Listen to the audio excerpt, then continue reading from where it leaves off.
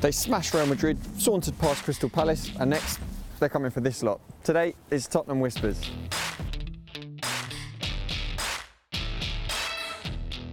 Tottenham ought to feel quite confident when they come to this place next week. They're in good form and they've added unprecedented strength and depth to their side. They've got Davinson Sanchez at centre-back, Serge Aurier at right-back and Harry Winks has come through at centre-mid, which got us thinking, where does Eric Dier fit into all of this? Where would you play him? Where would you see him? I think in this team, at the moment, as it is, without Alderweireld and Vertonghen, I think it is in midfield.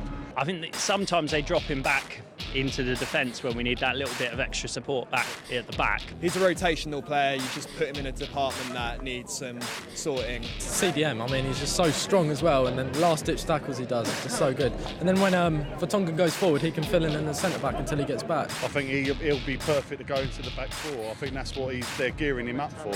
What Spurs fans sometimes don't realise is that just because we're completing all departments doesn't mean he's needed, because he does still bring something to the team. So I'd still keep him unless United want to put a 60 million price tag on him. The reason why Winks has done so well when he's come in, because every time he gets the ball it's a forward pass. Whereas with Dier it's normally a sideward pass or it's a back pass, or he hasn't quite got the bringing defence to attack quick enough. And I think that's where he lacks a little bit. A jack of all trades but master of none, perhaps. Over the course of his career, Dier has played 182 games in 3 specific positions across the defence and midfield.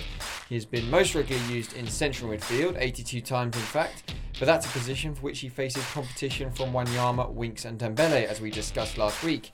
He has appeared at centre-back 75 times, but at Spurs he's beaten in the pecking order by Sanchez, Alderweireld and Vertonghen.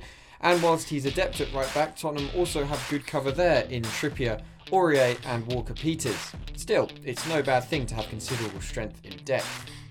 One man with a very firm grip on his place in the team is Mousa Dembele. When we asked fans which of the 4 midfield options they'd like to see start the most for Spurs, he came out on top by quite a margin. Dier, Wanyama, Dembele and Winks. Winks and Dembele. Wanyama and Dembele. Dembele and Winks. Dembele, definitely. So that got us thinking, what exactly makes Dembele so effective? Well, of those 4 midfielders, the Belgian beats most of his counterparts in most areas. He has the best pass completion rate per 90, for example, beating even Harry Winks, who has won a place in the team thanks in part to his impressive passing. He is second best in the metrics for successful duels per 90 and shot accuracy, and it's his ability to contribute in both defence and attack that makes him such a valuable part of Pochettino's side. The North London derby normally makes for a very good game. Arsenal will have the duration of the international break to dust themselves down after losing at Manchester City, while Tottenham will have one man in particular who just loves a game against the Gunners. Christian Eriksen is always a threat for Tottenham, but when he's played against Arsenal, he's been that little bit more dangerous. He's averaged a pass completion rate of 76% over the last 3 seasons. That rises to 79% in games against Arsenal.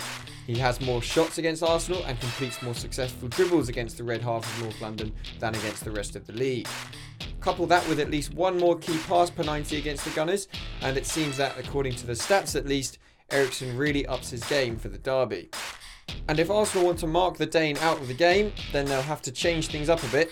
Granit Xhaka's heat map suggests he's played on the left side of a central midfield partnership with Aaron Ramsey, who has played on the right. Eriksen, meanwhile, has played in the very middle of the two. If Arsenal line up as they always do, then Eriksen could have room to operate between their 2 central midfielders, with the opportunity to cause yet more damage. That's it from Tottenham Whispers at Arsenal. Spurs are showing no signs of relenting in their recent dominance of North London, and if fitting Eric Dier into your team is your biggest problem, then beating this lot should be a walk in the park, shouldn't it?